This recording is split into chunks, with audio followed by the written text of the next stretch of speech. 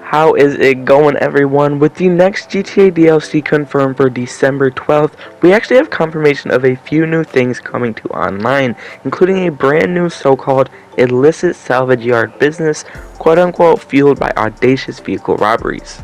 When we got the Newswire post, we actually saw a picture of a garage inside of the actual scrapyard with a tow truck outside of it, implying that it is going to be the scrapyard business's kind of either main location or the only location, however you want to look at it. But if we look back at the prior DLCs, we actually see that all of these buildings sort of had multiple locations. Now, while there is a chance there's just going to be one location for the salvage yard, we're going to be looking at 5 possible salvage yard locations in the upcoming December DLC. But before we actually get into that, I'm going to be following a specific criteria for each location that I provide. 1, it needs to have a garage and a doorway to enter. 2, it needs to be accessible by any vehicle. 3, it needs to be in a scrapyard, industrial, or rural area. And 4, it has to make sense logistically. So in a very obvious number 1 pick, we actually have the scrapyard location that was provided in the picture on the Newswire. This is where I believe his name was Yusuf Amiri, whatever his name was. He was from one of the older Grand Theft Auto games. I haven't played those, but I plan on playing them. This is the actual scrapyard location that was shown in it, and this is the one that makes the most sense. Obviously, it is located in the actual scrap yard. It has a doorway, it has a garage, it has multiple ways to enter it. You can get back there in an oppressor, a helicopter, a land vehicle, anything you need. It makes sense logistically. It's a scrap yard, and it's big enough to where any interior kind of fits the actual building. Now, obviously, this is for sure the location. It may be the only location, it may not be, but this is probably where we're going to actually start everything. Maybe this is where you meet to start it, and maybe you can buy locations from there. But coming in at number 2, we have another scrapyard location. Whoa. Okay, so this one is actually also in the scrapyard. This one is more towards the front, but if you take a look at it, you'll see pretty much why this one makes more sense as well. That sentence actually came out really weird. You'll see why this makes sense as well as the other one. This has 2 garages to enter. The building is pretty big. It has a door on the side that you can enter. It is in the actual scrapyard, so it meets the criteria of being in a scrapyard, salvage yard, whatever you want to call it, or an industrial or a rural area like Sandy Shores. It is one of the perfect locations.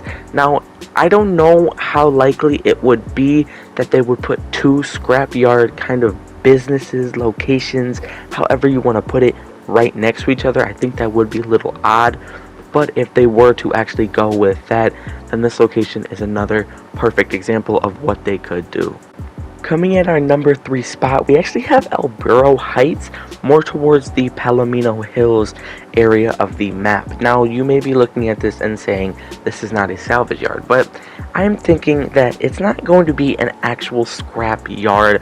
That is just kind of the idea of the whole update and the whole business as a whole. I'm thinking it's going to be like import-export, where you just take down busted, raggedy, old-ass, just disgusting cars, or just anything. You just take vehicles, you kind of refurbish them, resell them, import export them a little bit, and then you can get money from that. I'm thinking it's going to be just a more profitable version of the import export, and they actually had import export on Double Money recently, so I don't know, I kind of see that as a sign, just kind of throwing things out there. It's very accessible, 2 roadways, it has a garage, 2 garages, actually a door. It's in an industrial, rural, salvage yard area. This makes perfect sense for a possible location. For number 4, we're going down to Cypress Flats, a little more to the left of my last location, number 3, and a little more to the right of the actual salvage yard. Now, this is a just a warehouse building kind of thing. It's not really a salvage yard, but once I got to the 4th and 5th, I was kind of thinking more out of the box, not really thinking just, oh, it has to be stuck to salvage yard, old kind of building, whatever you want to put it. This location, I keep mixing location and vehicle, whatever. This location is perfect. It has a entranceway, it has multiple locations to enter the actual building plaza area. It has 2 garages, it has a door. It makes sense logistically. I think that this could be a very possible contender. Not just this this building, but the whole entire area over there has lots of great buildings for this certain location.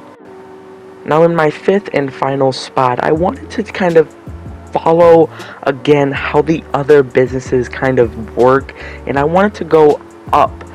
When you look at arcades, you look at all of these things, MC businesses, they have locations in Sandy Shores, they have locations in Paleto Bay, Grapeseed. Why do they do this? Cheaper alternatives. There will be your more kind of bad but cheap business areas, whatever, that are just going to be a lot cheaper for you to purchase. But this one right here, I was thinking a little out of the box. I will say it's a small building, but take a look at that. It says it is an auto shop. It's an old busted down auto shop all the way up in Sandy Shores. I was thinking it has great entryways, it has a door, it has a garage, it's in a rural industrial scrapyard area. This one is probably the least likely of any location on the list, just for the sole fact that it's not really big enough, it's not really any of that kind of things. But just thinking about it logistically, it has a chance to make sense, and it reaches all of the criteria as previously mentioned for the other few. Now, if you made it this far, I want to give you a huge thank you for watching this video. If this was enjoyable, if you found anything out of this video that helped you, entertained you, anything in any type of way, drop a like down below. It does nothing but help with the algorithm. It doesn't affect you in any way, but it helps me a ton. And if you want more just like this, then make sure you go ahead and subscribe. Post notifications on so you never miss another video. I'm out. Have a great day, y'all. Peace.